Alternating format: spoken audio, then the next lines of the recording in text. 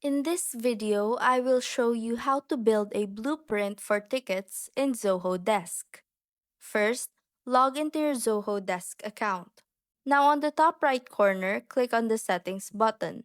Once you're in your settings board, scroll down to the Automation section and click on Blueprint.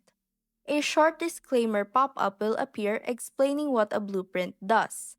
Basically, it helps you create a step-by-step process for handling tickets efficiently. From the list that appears, click on the default blueprint hyperlink below to start building your flow. Once the editor opens, you will see your blueprint board, where you can add stages, transitions, and define rules for how tickets move through your support process. You can easily customize it based on your workflow needs. For example, you can assign actions, add approvals, or define triggers for specific ticket statuses. After setting up everything, simply click Save and Publish to complete your blueprint. And that's how to build a blueprint for tickets in Zoho Desk.